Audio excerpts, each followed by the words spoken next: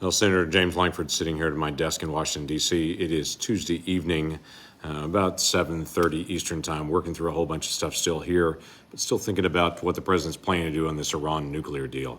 You know, the whole world's focused on Russia and Ukraine, rightfully so.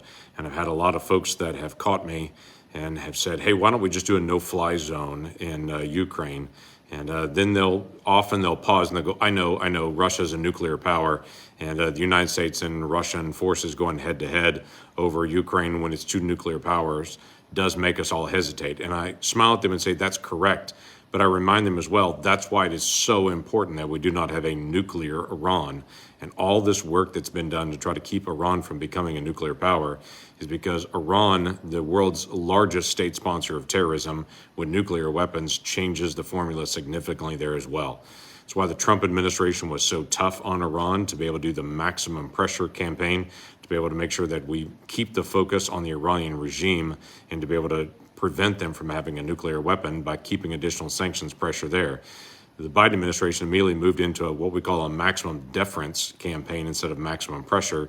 He lifted everything that the Trump presidency actually put in place to be able to put pressure on the Iranian regime, and started immediately negotiating with Iran, even when Iran was saying they wouldn't negotiate with us and they just wanted everything lifted. So let me just make a couple of comments on this as we're waiting to see what this deal is that the Biden team is negotiating with Iran.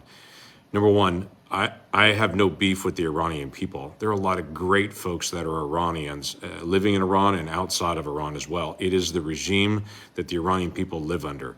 We've seen it even in the past decade, the people of Iran try to rise up against their murderous regime, and we've seen the regime just crush them in the streets for that. We should stand with the Iranian people that they would have freedom like the Americans have freedom, like many places in the world have freedom. This is not about the Iranian people, but this is about the regime that has proven to be the largest state sponsor of terrorism in the world. We cannot allow them to have nuclear weapons, nor prepare for that. So, what am I looking for in an Iran nuclear deal? Clearly, it does not include a path to a bomb.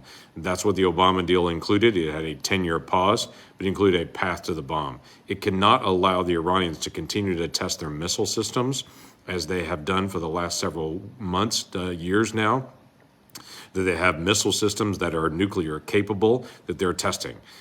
That cannot be allowed. They cannot continue their terrorist activities in multiple parts of the world. What Iran is doing currently by supplying arms to Yemen so that Yemen can just randomly launch attacks into the UAE and against civilians in Saudi Arabia, and what they're doing to destabilize Yemen cannot be allowed.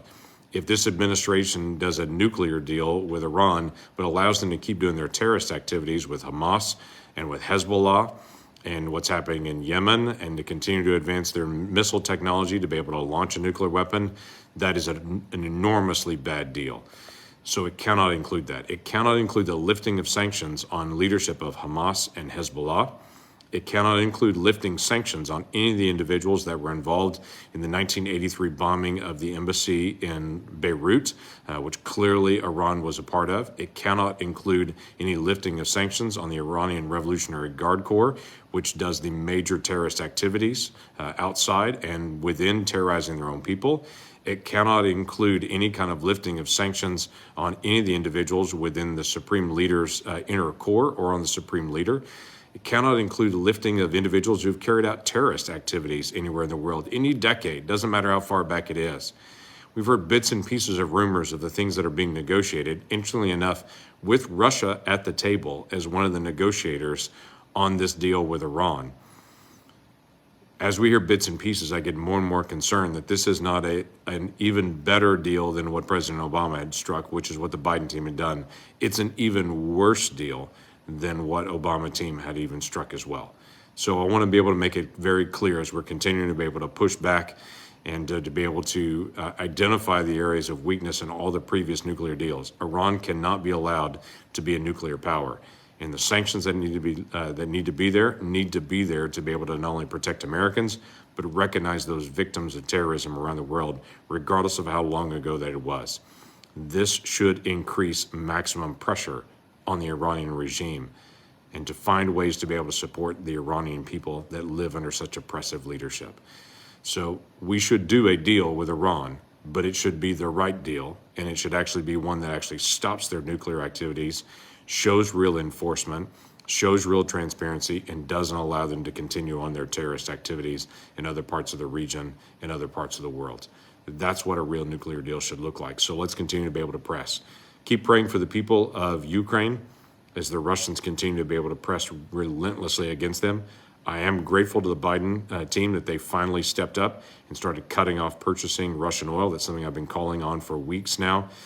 That needs to be done, and we need to be able to now lift all the restrictions on American producers.